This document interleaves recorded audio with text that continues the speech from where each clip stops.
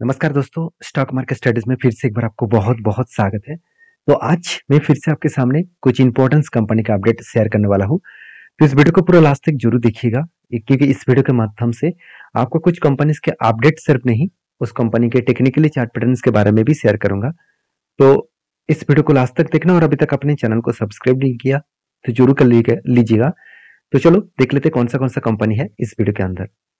First जो company है उसके बारे में बात करूं, उसका नाम है आर्कॉन इंटरनेशनल लिमिटेड।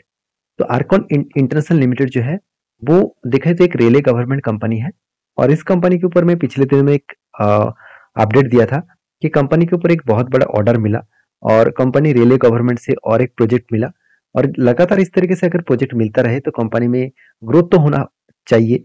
तो कितना ग्रोथ हुआ चलो मैं देख लेता हूँ। सबसे पहले कंपनी की अगर मैं बात करूं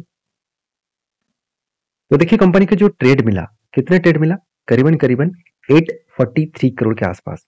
जो पहले अच्छा खासा ट्रेड था, बीच में थोड़ा सा कम हो गया था, करीबन 500 करोड़ के आसपास। और इस बार फिर से उसको कंटिन्यूसली प्रोजेक्ट मिलता जा रहा है। करीबन 843 करोड़ के आसपास प्रोजेक्ट कंपनी को मिला और कंपनी ने इसी कारण के वजह से कंपनी ने क्या किया, बोरिंग्स उठाया। कंपनी के जो कर्जा लिया कंपनी ने, करीबन करीबन आप देखेंगे तो 1600 करोड़ के आसपास कर्जा देखने को मिलेगा। अगर मैं थोड़ा सा यहाँ पे जूम करके दिखा देता हूँ कि कंपनी ने लॉन्ग टर्म के लिए कर्जा लिया, जो बीच में 3000 करोड़ तक कर्जा लिया था वो घट के 50% हो चुके हैं। फिर भी इस बार कंपनी का टोटल कर्जा है 1600 करोड़ के आसपास। और कंपनी को कितना ट्रेड्स पेबल करना है, कितना पैसा अभी भी उसको पेमेंट करना है, करीबन 665 करोड़ के आसपास। तो 665 करोड़, उसके साथ साथ कंपनी का ट्रेड रिसीव हुआ 800 करोड़। तो देखा जाए तो 1500 करोड़ के आसपास टोटल कंपनी के पैसे का रिक्वायरमेंट है। तो क्या सही में प्रॉफिट एंड लॉस में 1500 करोड़ है? बिल्कुल नहीं। कितना है? करीबन 750 करोड़। और साढ़े 750 करोड़, तो इसका मतलब अभी भी 750 करोड़ के आसपास कंपनी की रिक्वायरमेंट है। क्या कंपनी के हाथ में कैश फ्लो सही है? बिल्कुल नहीं, कैश फ्लो भी पहले नेगेटिव है। तो इसी कारण के वजह से कंपनी ने क्या किया, कर्जा उठाया, क्योंकि कंपनी को प्रोजेक्ट ज्यादा मिला। उस प्रोजेक्ट को कंप्लीट करने के लिए कंपनी के हाथ में तो पैसा होना चाहिए। तो कंपनी ने इसलिए क्या किया, कंपनी पैसा उठाया।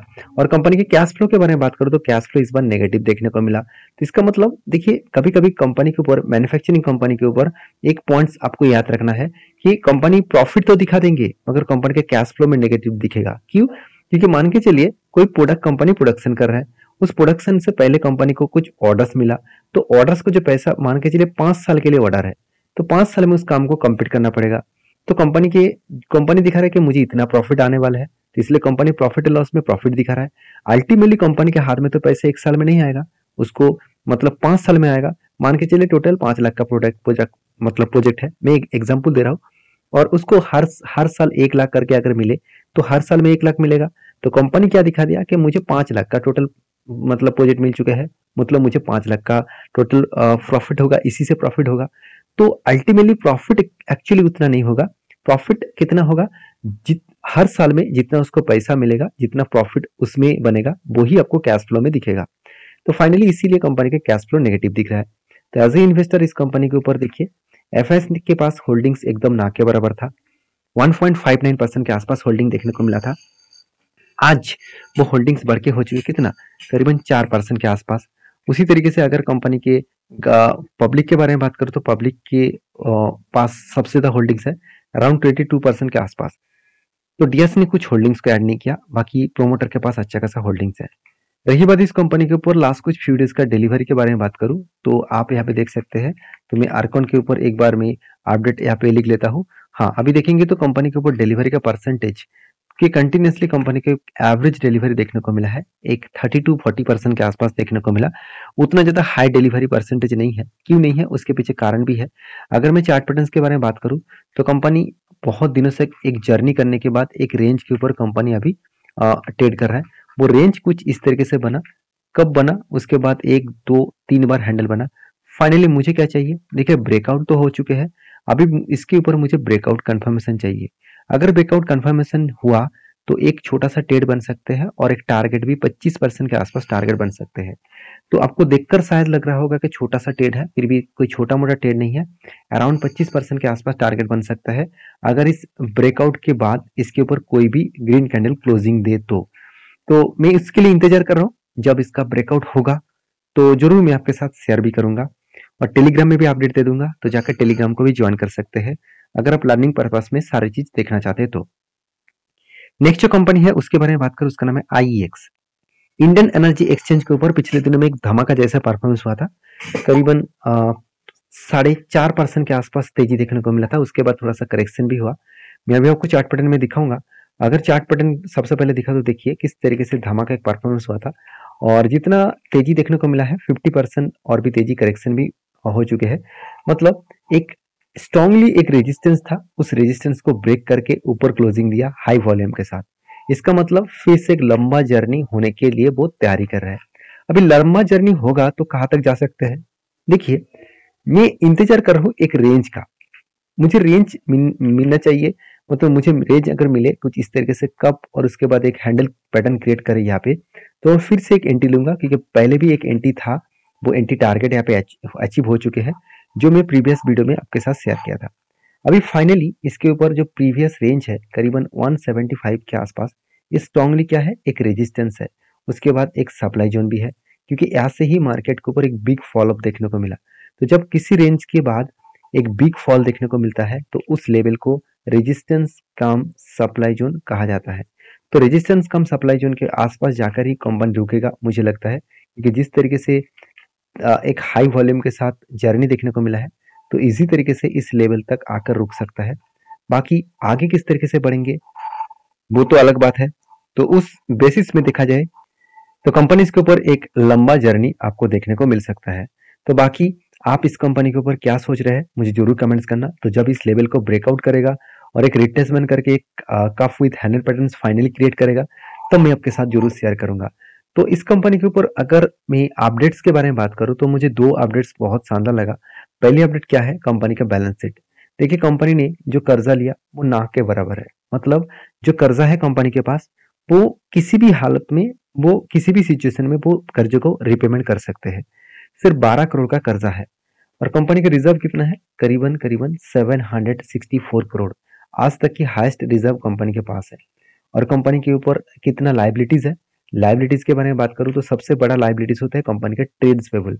अभी ट्रेड्स पेबल होता क्या है, देखिए मान के चलिए मेरा एक प्रोडक्ट है, उस प्रोडक्ट को बनाने के लिए जितने सारे रॉ मटेरियल्स मुझे खरीदारी करना है, जिससे मैं खरीदारी करूंगा रॉ मटेरियल्स, उस वो जो क्रेडिटर मतलब क्रेडिटर्स है, वो क्रेडिटर्स को मुझे पेमेंट करना है, तो वो उसी को कहा जाता है ट्रेड्स पेबल। मतलब मुझे जिसको पेमेंट करना है वही पेमेंट मेरे लिए ड्यू है। अभी कितना कंपनी के लिए ड्यू है, मेरे लिए नहीं, इस IEX कंपनी के ऊपर ड्यू है कितना, 460 करोड़ के आसपास। तो एक अलग लेवल का कंपनी के ट्रेड पेबल्स बाकी है। अभी कंपनी को ट्रेड कितना मिला, प्रोजेक्ट कितना मिला, करीबन 128 करोड़ के आसपास। तो पिछले बार सिर्फ 64 करोड़ के आसपास कंपनी को प्रोजेक्ट मिला था, इस बार वो बढ़ के हो चुके हैं 128 करोड़ के आसपास। तो एक हाई ग्रोथेबल सिचुएशन देखने को मिल सकता है कंपनी के ऊपर। तो जो लोग सोच रहे हैं इसका मोनोपोली खत्म हो गया तो कंपनी बर्बाद हो गया, ऐसे बिल्कुल मत सोचिए। कंपनी के इस तरीके से हालत और सिचुएशन हमेशा आपको देखने को मिलता है। आपको काम करना है तो आपको कुछ कंपनीज के ऊपर सोच समझकर स्टडी करके काम करना पड़ेगा। अभी देखिए फिलहाल के लिए इस कंपनी के ऊपर आपके क्या राय है जरूर कमेंट्स करना, क्योंकि इंस्टीट्यूशन इस कंपनी के ऊपर दबाकर होल्डिंग किया है और कंटिन्यू भी कर रहा है। तो सोच समझकर इस कंपनी के ऊपर कुछ डिसीजन लेना। तो फिलहाल के लिए मेरा कोई स्विंग ट्रेडिंग नहीं है, जब कोई ट्रेड बनेगा तो मैं जरूर आपके साथ शेयर भी करूंगा। नेक्स्ट जो कंपनी है उसके बारे में चर्चा करूं, उसका नाम है उज्जीवन फाइनेंशियल सर्विसेज लिमिटेड। देखिए उज्जीवन फाइनेंशियल सर्विसेज लिमिटेड जो एक उज्जीवन बैंक के ही ग्रुप है और एक माइक्रो फाइनेंस के ऊपर काम करता है, और एक NBFC है। और वो भी किस कैटेगरी के NBFC, एक MFIS मतलब माइक्रो फाइनेंस कैटेगरीज के एक NBFC है। तो माइक्रो फाइनेंस इंस्टीट्यूशन जो है वो हमेशा गांव-गांव तक छोटे-छोटे बिजनेस के ऊपर लोन प्रोवाइड करते हैं। तो इस तरीके से कंपनी का लोन डिफॉल्ट होने का चांसेस बहुत कम हो जाता है। क्योंकि देखिए एक बात आप ध्यान से देखिएगा, एक बात आप ध्यान से सोचिएगा कि जब कोई भी बड़े व्यक्ति को आप अगर उधारी दिए होंगे, मान के चलिए आप आप टोटली आपके पास 1 लाख रुपया है और आपको इमीडिएटली एक व्यक्ति आपको बताया, आपके एक दोस्त बताया कि मुझे 1 लाख रुपया उधार दे सकते हो। तो आपने क्या किया, उसको 1 लाख रुपया दे दिया। और आपका दोस्त करोड़पति है, फिर भी आपके पास से 1 लाख रुपया उधारी लिया आज के दिन। तो आप यही सोचेंगे कि उसके पास बहुत ज्यादा पैसा है, तो वो मुझे इजीली मतलब पैसा मिटा सकते हैं। मगर गलती यही पे होते है, अगर आपका दोस्त अच्छा नहीं है, उसका अटेंशन आपका पैसा लौटाना नहीं है, तो आपको वो पैसा नहीं वापस करेंगे, तो आप फंस सकते हैं। तो कंपनी में यही होता है, जब कॉर्पोरेट जगह पे लोन दिया जाता है, जो बैड कंपनीज है वो क्या करते हैं, लोन को डिफॉल्ट कर देते हैं और बैंक्स और फाइनेंस कंपनी बुरी तरीके से फंस जाते हैं। मगर जब मान के चलिए वही 1 लाख रुपया अगर आपके कुछ ऐसे दोस्त को लोन दिया, जो दोस्त मतलब उसका बहुत ज्यादा जरूरत है और उसकी जेब में कुछ पैसा भी नहीं है, वो किसी भी करके मजदूर करके भी वो पैसा आपको लौटाएगा। वो जी जान लगा देंगे आपका पैसा लौटाने के लिए। तो जो माइक्रो फाइनेंस कंपनी है वो इसी तरीके से टिके हुए हैं, क्योंकि उसका जो लोन प्रोवाइडर है, मतलब जो लोन लेते हैं, वो सारे व्यक्ति हर किसी कीमत में वो लोन को मिटाते हैं। हाँ, कुछ तरीके से देखा है तो कभी कभी लोन डिफॉल्ट भी हो जाते हैं, फिर भी उसका परसेंटेज बहुत कम है। तो इसीलिए उज्जीवन स्मॉल फाइनेंस बैंक के ऊपर बात करूं, मैं एक बार आपको चार्ट पैटर्न ओपन करके दिखा देता हूँ। उज्जीवन उज्जीवन फाइनेंशियल सर्विसेज के बारे में बात करूं, तो कंपनीज के ऊपर जिस तरीके अभी फिलहाल की सिचुएशन है, तो एक ही रेंज के ऊपर कंपनी ट्रेड कर रहे हैं, मतलब एक ही रेंज के ऊपर कंपनी अटक चुके हैं। तो जब कुछ इस लेवल में एक ही रेंज के ऊपर ट्रेड करे, तो एक हमेशा पॉसिबिलिटी है अपर साइड को अगर ब्रेक करेगा तो कभी ना कभी वो रिट्रेसमेंट करेंगे। तो ब्रेकआउट कभी कभी फॉल्स ब्रेकआउट में कन्वर्ट हो सकते हैं। अभी फॉल्स ब्रेकआउट होता क्या है, पहले आप समझ लीजिए इस बात को। कभी कभी आप जब टेल लेते हैं, गलत तरीके से टेल लेते हैं। देखिए, मान के चलिए यहाँ पे एक रेंज के हिसाब से कंपनी बहुत दिनों तक यहाँ पे एक ही रेंज के ऊपर फंसे हुए हैं, तो कभी ना कभी ब्रेकआउट करेगा। चाहे वो ऊपर साइड ब्रेकआउट करे, चाहे वो नीचे साइड ब्रेक डाउन करे, तो किसी ना किसी एक साइड में वो जा सकते हैं। मान के चलिए ऊपर साइड में ब्रेकआउट किया और आपको कुछ इस तरीके से कैंडल दिखा, तो आप सोच रहे कि वो ब्रेकआउट हो चुके हैं, चलो इसके ऊपर मैं एंट्री ले लूंगा। तो बिल्कुल एंट्री मत लीजिएगा। आपको ये देखना है जो ब्रेकआउट हुआ जो कैंडल, वो कैंडल किस तरीके से बना। अगर मारी बोजो कैंडल बना, मारी बोजो कैंडल क्या कैसे होता है, इस तरीके से कुछ अगर कैंडल दिखे, इसका छोटा सा भिक्स है और बॉडी बहुत बड़ा है और वो भी टोटली ग्रीन है, तो इसको मारी बुजू कैंडल कहा जाता है। तो इस तरीके से अगर कैंडल बने तो जरूर सोचिएगा एक हाई वॉल्यूम भी होना चाहिए। अगर हाई वॉल्यूम के साथ इस तरीके से कैंडल किया तो सोचना एक बड़ा ब्रेकआउट हो सकते हैं, एक बड़ा जर्नी हो सकते हैं। अगर मान के चलिए कुछ इस तरीके से कैंडल बना, उसके ऊपर विक्स बड़ा है और बॉडी छोटा सा ब्रेकआउट हुआ था, तो आप सोचेंगे कि ब्रेकआउट हो चुके, चलो मैं एंट्री ले लूं। बिल्कुल नहीं, इसमें करेक्शन होने का चांसेस है। तो इसलिए मैं बार बार बोलता हूँ कि एक दो कैंडल बनने दीजिए, ऊपर जाने दीजिए, कभी ना कभी वो रिट्रेसमेंट करेगा। रिट्रेसमेंट करके अगर यहाँ से फिर से कोई ग्रीन कैंडल बने, तो हायर पॉसिबिलिटी है वो एक लंबा जर्नी दिखाएगा। इसका मतलब ये है कि जब कुछ इस तरीके से पैटर्न क्रिएट हो, एक ही बॉक्स फॉर्मेट में पैटर्न क्रिएट करे, तो इस बॉक्स फॉर्मेट के पैटर्न को हमेशा मैं कुछ इस तरीके से टेल लेता हूँ। ब्रेकआउट करे, रिट्रेसमेंट करे, तभी मैं टेल लूंगा। इस जगह पे मैं टेल लूंगा, यहाँ पे कंफर्मेशन ज्यादा मिलता है। इसमें ब्रेकआउट फेल होने का चांसेस बहुत कम हो जाते हैं। तो आप इस तरीके से पैटर्न्स को, इस तरीके से डिटेल्स को सीखना चाहते हैं, तो मेरे साथ जुड़े रहिए, चैनल को सब्सक्राइब करिए। मिलते हैं इसी तरीके से एक नया क्वालिटी कंटेंट के ऊपर, और तब तक के लिए और इस चैनल के ऊपर बने रहिए। और हाँ, लास्ट में जो कंपनी रह गया उसके बारे में बात करूँ, उसका नाम है नियोजन सॉफ्टवेयर टेक्नोलॉजी लिमिटेड। देखिए, इस कंपनी के ऊपर 12 तारीख को आपको कंपनी बोनस देने वाले हैं, और वो भी बोनस कितना मिलेगा, हर एक के बदले एक शेयर बोनस के हिसाब से मिलने वाले हैं। तो ये था कुछ कंपनीज का अपडेट। वीडियो में अगर जानकारी अच्छा मिले तो प्लीज लाइक करना, दोस्तों के साथ भी शेयर करना। मिलते नेक्स्ट वीडियो में, तब तक के लिए धन्यवाद।